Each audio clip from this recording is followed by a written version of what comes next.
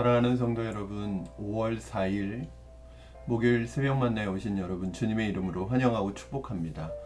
오늘 우리에게 주시는 하나님의 말씀은 사무엘상 25장 9절에서 17절까지의 말씀입니다.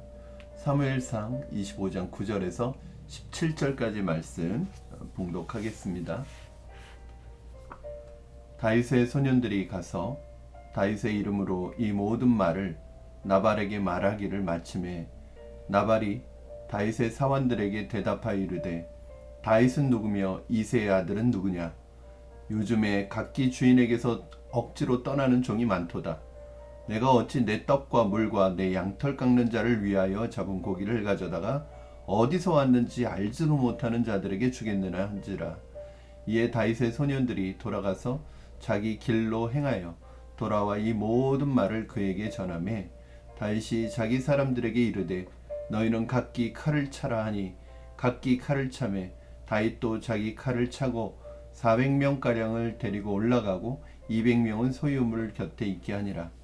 하인들 가운데 하나가 나발의 아내 아비가일에게 말하여 이르되 다윗이 우리 주인에게 문안하러 광야에서 전령들을 보냈거늘 주인이 그들을 모욕하였나이다. 우리가 들에 있어 그들과 상종할 동안에 그 사람들이 우리를 매우 선대하였으므로 우리가 다치거나 잃은 것이 없었으니 우리가 양을 지키는 동안에 그들이 우리와 함께 있어 밤낮 우리에게 담이 되었음이라. 그런즉 이제 당신은 어떻게 할지를 생각하실지니 이는 다윗이 우리 주인과 주인의 온 집을 해하기로 결정하였음이니이다. 주인은 불량한 사람이라 더불어 말할 수 없나이다 하는지라. 아멘. 요즘 사람들에게 있어서 굉장히 그 감정적인 부분이 많이 드러나고 감정적으로 어떤 일을 결정했다가 큰 후회를 남기는 일을 많이 보게 됩니다. 세상에서는 사람들에게 자꾸 감정에 충실하라고 하고 감정대로 살라고 부추기는 면이 있습니다. 물론 때로는 우리의 감정에 충실해야 될 때도 있고 또 감정을 솔직하게 표현해야 될 때도 있습니다. 그러나 모든 면에 있어서 감정대로 살고 자신의 감정을 그대로 표출하는 것이 꼭 지혜로운 일일까 생각해 볼 필요는 있습니다. 왜냐하면 그때는 편할 수 있지만 어떤 그 부정적인 감정이나 다른 사람을 해하거나 또 다른 사람의 마음을 어렵고 힘들게 만드는 그런 표현이라면 그것이 꼭 좋은 것인지 한번 생각해 봐야겠죠. 왜냐하면 그렇게 행하였다가 돌이킬 수 없는 일이 결과로 돌아올 수 있기 때문입니다. 사람들 사이에 어떤 갈등이라든지 어떤 서로 고통을 주는 일은 그런 디테일한 세밀한 부분에서 차이가 나는 것 같습니다. 어떤 큰 일이 아니라 그런 작은 부분에서 사람은 사람이 원수가 되기도 하고 다시는 얼굴 보고 싶지 않은 사람이 되기도 합니다. 특히 요즘 사람들에게 있어서 감정의 부분에 있어서 큰 부분이 위험한 부분이 자신의 분노를 조절하지 못하는 사람들이 많이 있다는 것입니다. 이것 때문에 큰 낭패를 보는 경우가 많이 있습니다. 그때 조금만 더 참으면 되는데 그 참지 못하고 자신의 분노를 표출해서 더 많은 어려움을 겪게 되는 것을 볼 수 있습니다. 오늘 본문은 감정에 따르는 두 사람으로 인해서 큰 사건이 벌어질 뻔한 이야기를 그 시작을 보여주고 있습니다. 먼저 우리가 살펴볼 사람은 나발이라는 사람인데 다윗의 그 부하들이 사원들이 와서 나발에게 다윗이 전한 말을 그대로 전하였습니다. 문안을 한 것이죠.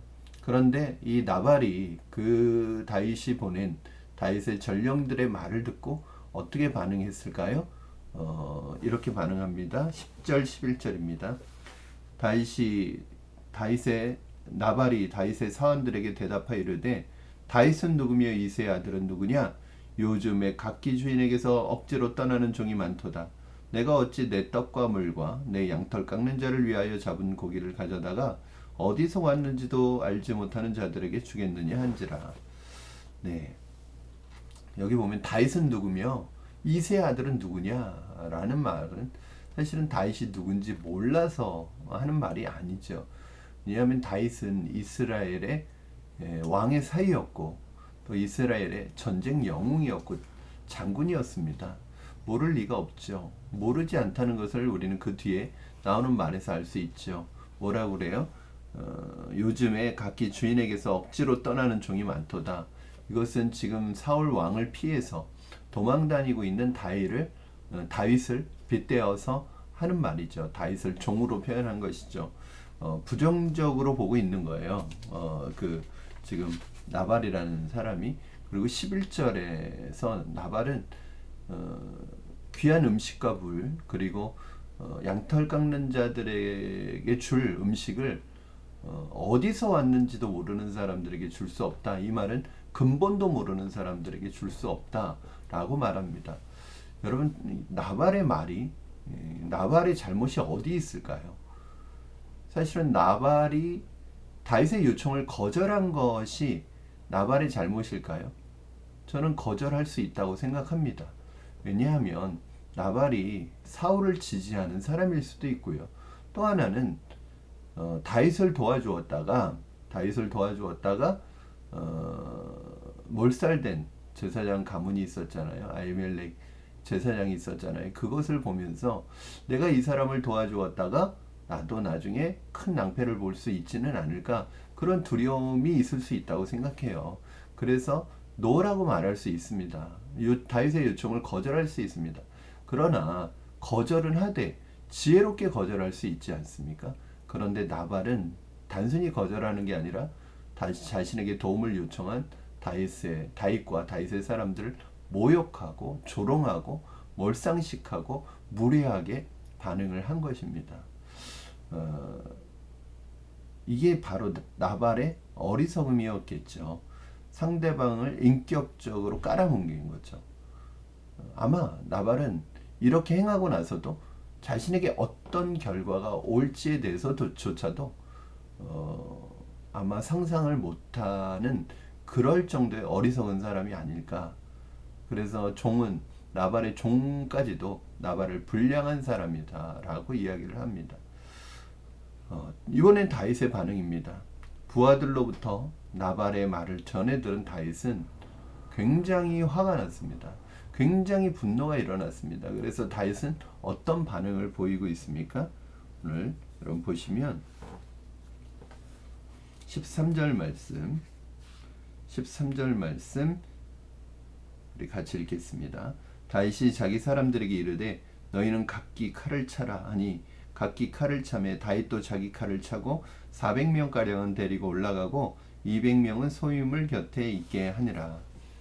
다윗은 400명의 사람들에게 칼을 차라고 말합니다. 그리고 자기도 칼을 차고 나발을 죽이기 위해서 나발이 있는 곳으로 올라갑니다. 다윗이 왜 이렇게 화가 났을까요? 우리가 생각할 때 다윗은 굉장히 지혜로운 사람이잖아요. 근데 왜 이렇게 화가 났을까요? 거절당하기 때문에 화가 났을까요? 그것은 아닐 것입니다. 아마도 다윗은 나발에게 최대한 예의를 갖춰서 존중해서 겸손한 모습으로 도움을 요청했습니다. 그런데 돌아온 것은 모욕적인 말이고 조롱의 말이었습니다. 여기에 다윗의 분노 버튼이 눌러진 거죠. 우리도 그럴 수 있습니다, 여러분. 우리가 인격적으로 선대하고 겸손하게 사람을 대했는데 그 사람이 반응은 오히려 우리를 인격적으로 조롱하고 모독하고 부정적으로 피드백을 보낼 때 우리는 그게 더 고통스러운 거죠. 그게 더 우리의 분노를 자극하는 것입니다. 내가 인격적으로 겸손하게 되어 있는데 상대방의 반응이 다를 때입니다. 그럼 우리는 그래서요, 우리가 이렇게 했으니까 상대방이 이렇게 할 것이라는 그 반응조차도 기대하지 말아야 합니다. 어떤 반응이 올 것이라고 기대하면 그 기대가 기대대로 되지 않을 때 우리는 화가 나고 분노가 폭발할 수 있습니다. 우리가 내가 이렇게 했으니까 상대방도 이렇게 할 것이라고 생각하는 면이 많죠. 내가 이렇게 했음에도 상대방이 그렇게 하지 않을 수 있다는 것을 생각해야 합니다. 내가 이렇게 했으니까 상대방도 이렇게 해야 된다는 것은 기브 앤 테이크잖아요. 그걸 뛰어넘어야 되는 것이죠. 이러한 모습에서 저는 다윗 또한 한 사람의 연약한 사람이라는 것을 알게 됩니다. 사울은 자신을 죽이려고 위협하고 군사를 데리고 자신을 죽이려고 쫓아다니는 사람임에도 불구하고 그 사울을 향해서는 그 판단을, 그 보복을 하나님께 맡기고 자기 스스로 복수하지 않으려고 했던 다윗이 나발에 대해서는 400명의 군사를 데리고 가서 직접 나발을 죽이고 나발뿐만 아니라 그 집에 속한 모든 사람을 죽이려고 할 정도로 어떤 분노를 내고 있는 이 모습을 보면은 다윗의 이 보복하지 않으려는 마음이 사람에 따라서 달라질 수 있는 것이구나 라는 생각을 하게 됩니다. 사랑하는 여러분, 하마터면 이것을 만약에 다윗이 실행에 옮겼다면 아주 치명적인 실수, 자신의 백성이 될 사람들을 죽이는 사울이나 똑같은 짓을 할 뻔한 사람이 되는 것입니다. 여러분, 어떤 일에 대해서 감정을 따르지 마시고 하나님께 지혜를 구하고 지혜를 선택하는 여러분 되시기를 주님의 이름으로 축원합니다. 오늘 본문에서는 이 두 감정에 충실한, 감정에 사로잡힌 두 남자를 중재하여 큰 위기를 넘기는 한 여인이 등장하는데 바로 아비가일이라는 여인입니다. 그 종 하나가, 나발의 종 하나가 지금 일어나고 있는 모든 상황을 아비가일에게 알리게 되죠. 그리고 그러니까 아예 나발에게는 이 문제를 가지고 가지 않았다는 거예요. 왜냐하면 나발은 대화가 되지 않는 사람이기 때문에 그렇습니다. 그래서 이 문제를 지혜로운, 오히려 이 문제를 풀어낼 수 있는 사람은 아비가일밖에 없다고 생각한 것이죠. 그래서 아비가일을 찾아가게 됩니다. 사랑하는 여러분, 두 남자의 감정적인 갈등과 싸움을 중재할 사람으로 아비가일이 등장합니다. 저는 그런 면에서 그 사람이 남자인지 여자인지 나이가 많은지 적은지에 상관없이 항상 한 공동체를 살리는 사람들은 이러한 피스메이커입니다. 중보의 사람이고 중재의 사람이고 지혜로운 사람입니다. 저는 우리 푸른나무교회 공동체 안에 이러한 감정적인 사람보다 지혜로운 분들이 많기를 주님의 이름으로 축복합니다. 바로 여러분들이 그런 분들이 되기를 바랍니다.